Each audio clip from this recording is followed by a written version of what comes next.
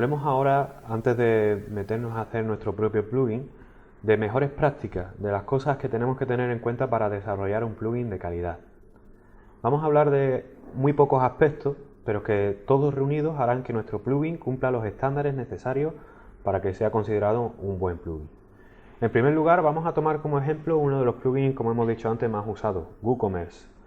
Os invito también a que lo abráis vosotros mismos y exploréis. WooCommerce es un plugin gigante, ya es un plugin que ha crecido tanto pues que es difícil de analizarlo fácilmente, ¿no? O analizarlo rápidamente.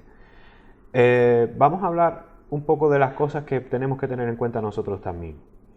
En primer lugar, una cosa que es útil usar y que haríamos bien en hacer es tener un espacio de nombres propio en nuestro plugin. Esto tiene que ver con la programación pues, orientada a objetos en PHP, pero me imagino que si estáis tomando este plugin sabréis mucho más de programación orientada a objetos de lo que simplemente vamos a analizar aquí, ¿no?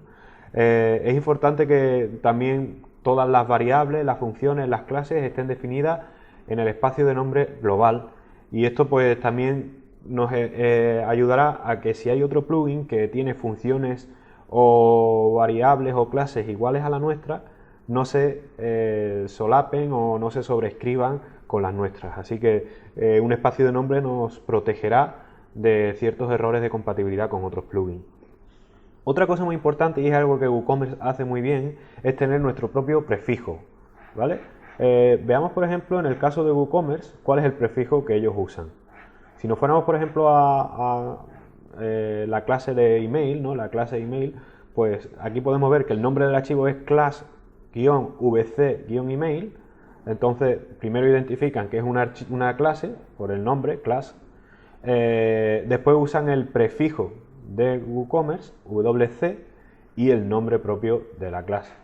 Como lo podéis ver también en el texto, wc email es una clase pues propia que extiende además o que usa la herencia de otra clase llamada settings API.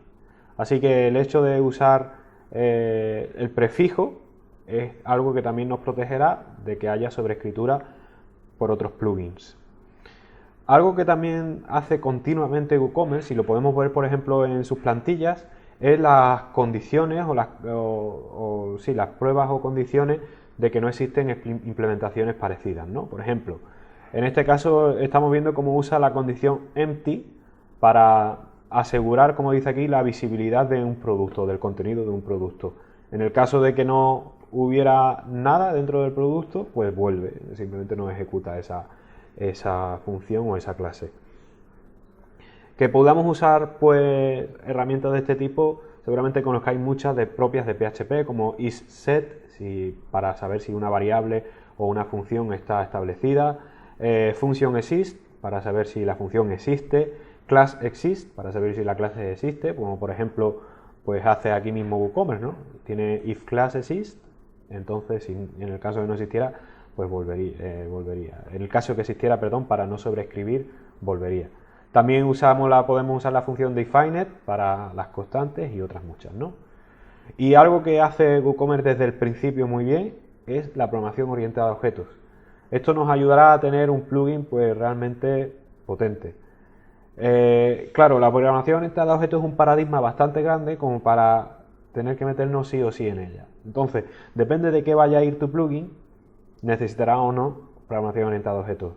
Por defecto, mi máxima es que si tiene custom post type, es decir, tipos de publicación personalizada, es un plugin que necesita programación a objetos, y eso casi todos los plugins lo tienen. Es verdad que hay plugins pequeños como el que vimos de Hello Dolly, que es un plugin que apenas necesita pues código, un par de funciones son suficientes, entonces no merece la pena meternos ahí. Pero fijaos cómo lo hace WooCommerce. WooCommerce tiene una clase llamada WooCommerce y de ahí ya empieza a trabajar, va extendiendo. De hecho, la versión, pues para saber en qué versión está trabajando, se definen variables globales y públicas pues en la clase de WooCommerce para poder usarlo a lo largo, ¿no? del desarrollo. Entonces, que hagamos programación orientada a objetos es algo muy útil. Por ejemplo, citando el ejemplo de antes, la clase email, pues es una clase que apenas se usa. Pero sí, si nos fuéramos a email new order, aquí vemos cómo extiende de email. Entonces, el hecho de modularizar o separar nuestras funcionalidades, como la programación orientada a objetos sugiere, es algo que nos va a hacer que nuestro plugin sea mucho más legible para otros desarrolladores y para nuestro yo del futuro, que es algo muy importante. Otra cosa que también hace WooCommerce muy bien es la estructura de los archivos o la organización de los archivos. Como podéis ver aquí, WooCommerce tiene un archivo principal, que es donde aparece la información, como dijimos antes, del nombre, la URI, etcétera, y tiene un archivo de desinstalación en la raíz, cosa muy importante ambas, ¿no? Además tiene un archivo readme y un archivo license, que también son importantes, pero no tienen por qué ser obligatorios. Pero sí es verdad que el archivo principal de tu plugin se llame como tu plugin y que te contenga un archivo de instalación, eso es básico, eso es muy necesario. Otra cosa que hace WooCommerce bien, como es un plugin que usa sus propias plantillas y no tiene que crear un tema nuevo, sino que hace que el tema que estés usando herede las plantillas de WooCommerce, es organizarla toda en una carpeta llamada templates. Todas las funcionalidades internas de WooCommerce están en la carpeta includes. También tiene una carpeta exclusiva para la internacionalización, una carpeta en la que están todos los lenguajes, además el contenido pues propio de los envíos por continente, códigos postales, todo eso está en la carpeta de internacionalización. Así que WooCommerce, como hemos dicho, es un plugin bastante grande que no se toma las cosas a la ligera. Tiene una carpeta, pues, como dice ahí, ¿no? Dummy, una carpeta que no tiene mucha importancia, pero que nos servirá para jugar un poco con WooCommerce. Si queremos implementar o desarrollar para él, pues aquí tenemos un poco de datos de prueba que podemos importar. Y por supuesto tiene los assets, que son archivos CSS para darle estilo, JavaScript para ciertas funcionalidades Ajax o dinamismo en el front, imágenes estáticas de WooCommerce y los archivos de fuente. Esta sería uno de los ejemplos modelo de cómo debemos de organizar la estructura de archivos de nuestro plugin. Tendríamos que tener un archivo principal que se llame igual que nuestro plugin. Si tenemos un plugin llamado OpenWebinars-Hello World, pues nuestro archivo principal se le llamaría OpenWebinar-Hello World.php. También es importante que tengamos una carpeta Assets para CSS y demás historias. Y que lo organicemos de esta forma nos ayudará después a poder ir extendiéndolo. Porque quizás pensemos que vamos a hacer un plugin pequeño, pero si tenemos en mente extenderlo, sería buena idea empezar desde el principio con programación orientada a objetos y con una buena arquitectura o estructura de carpeta. Hablando de arquitectura, hay muchos programadores pues, que simplemente tienen un solo archivo y ahí lo hacen todo. Hay varios tipos de arquitectura, como hemos dicho, todo dependerá de lo que necesites o de lo que tu plugin necesite, pero hablando brevemente, está el archivo único con todas las funciones dentro del plugin, el archivo único con contenidos, clases, objetos instanciados y funciones dentro del plugin, que ese es el no recomendable, y el archivo principal del plugin y uno o más archivos de clases, de assets, de internacionalización, etcétera, como hace WooCommerce. Para empezar a hacer todo esto, como en el caso de los temas hay los starter themes, en el caso de los plugins están los boilerplate themes, o plugins, mejor dicho. Vamos a ver el ejemplo de uno de ellos, que es el ejemplo del WordPress plugin boilerplate de Tom McFarlane. Es uno de los desarrolladores de WordPress más conocidos. Esto es básicamente una plantilla, un boilerplate, como se dice en inglés, pues un punto de partida para tú poder desarrollar tus propios plugins. ¿Qué incluye este plugin?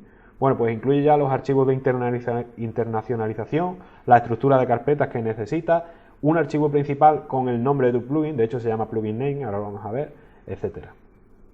Además, como dice aquí, está basado en la API de los plugins, la que puedes ver en la documentación, sigue los estándares de código y está muy bien documentado. Vamos a ver un poco cómo es por dentro de este plugin. Como veis, tienes un archivo principal llamado plugin name, en el que pues ya tiene la información básica, en la que aparece pues el nombre del plugin, la cabecera necesaria.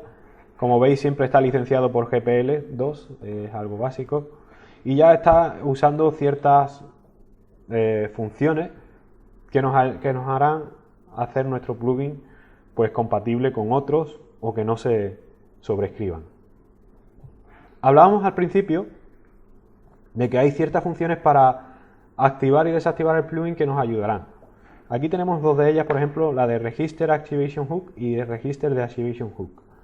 Estas dos funciones pues harán que cuando vayamos a instalar o desinstalar nuestro plugin no dejemos rastro o lo preparemos el entorno de WordPress, en el caso de la desinstalación o la instalación respectivamente. Más cosas que tiene este plugin, pues como podéis ver, tiene una carpeta de admin para que todo lo que se vea en el escritorio de WordPress, no lo que vea en el frontend, sino en el backend de WordPress, esté dentro de esa carpeta, incluidos los assets. También tiene una carpeta de includes, donde están los nombres propios de la clase. Tiene ciertas clases ya establecidas, las clases plugin propia, como en el caso de WooCommerce, pero en este caso la tiene en otra estructura de carpeta. La clase para la internacionalización, para el activador y el desactivador. Tiene también una sección para internacionalización, y es un archivo .pod, hablaremos más tarde de este tipo de archivos. Y al igual que el admin, tiene una parte public, en la que todo el contenido que se verá en el frontend de WordPress, en el frontend de tu sitio, estará dentro de esta carpeta. Pues este es un ejemplo muy claro de cómo podemos empezar a desarrollar nuestro plugin. Aunque no lo vamos a hacer desde aquí, pero cuando tengas las bases, sí que puedes basarte en este o en otros boilerplates que están enlazados en la teoría para saber pues, cómo puedes empezar a desarrollar un plugin desde el principio.